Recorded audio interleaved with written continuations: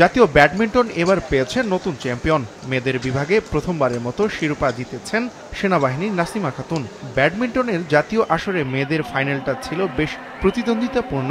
সেনাবাহিনীর খেলোয়াড় নাসিমা খাতুন হারান একই বাহিনীর উর্মি আক্তারকে। নাসিমা তার সেটগুলো জেতেন 21-17, 21-17 পয়েন্টে, আর উর্মি জিতেছিলেন 21-12 পয়েন্টে। তবে শেষ হাসি নাসিমার। আর কি কনফিডেন্স ছিলাম যে এবার সিঙ্গেলসে টার্গেট করব, সিঙ্গেলসে রেজাল্ট করব, এরকম টার্গেট ছিল। সিঙ্গেলসে আর কি মেনলি টার্গেট ছিল। একটু তো কঠিন ছিলই, কারণ সে আমার থেকে আরও অনেক অভিজ্ঞ, আমার থেকে আগে উনি খেলে, আবার টানা 3 বারের চ্যাম্পিয়ন, র্যাঙ্কিং ছিল আমার র্যাঙ্কিং, ওইবারেও চ্যাম্পিয়ন ছিল। অবশ্যই কঠিন ছিল। ন্যাশনাল আমি আর কি নিজের এটা ধরে রাখবো ইনশাল্লাহ। সিঙ্গেলস ছাড়াও নাসিমা অবশ্য মেয়েদের ডাবলস ও মিক্স ডাবলসেরও শিরোপা জেতেন।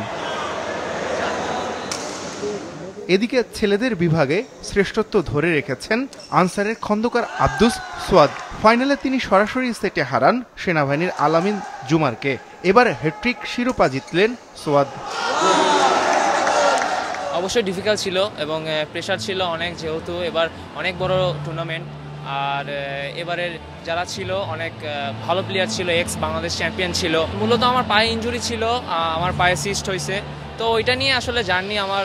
আমি 1 মাস প্র্যাকটিসে ছিলাম না, পরবর্তীতে 1 মাস ট্রেনিংয়ের পরে আমি আসলে এই সফলতা অর্জন করছি। আসরে এবার মোট প্রাইজ মানি ছিল 10 লাখ টাকা। পুরুষ বিভাগে একক চ্যাম্পিয়নের প্রাইজ মানি 1.5 লাখ, আর মেয়েদের একক চ্যাম্পিয়ন জেতেন 1 লাখ টাকা। খেলোয়াড়দের পুরস্কৃত করেন আইন উপদেষ্টা আসিফ নজরুল। খুবই জনপ্রিয় খেলা, আমরা নিজেরও ছোটবেলা খেলেছি। আশা করব যে আমাদের ভবিষ্যৎ, যারা এখন আমাদের সরকার, ভবিষ্যৎ সরকার, সব খেলার দিকে যেন সমভাবে নজর দেওয়া হয়। ক্রীড়া ক্ষেত্রেও বিভিন্ন খেলার ক্ষেত্রে যেন বৈষম্য না থাকে, এটা আশা করি। ব্যাডমিন্টন খেলা যতটুকু দেখলাম খুব ভালো লাগলো। 14 জুলাই থেকে 6 দিন ধরে হয় এবারের জাতীয় ব্যাডমিন্টন, যেখানে অংশ নেয় 457 জন শাটলার।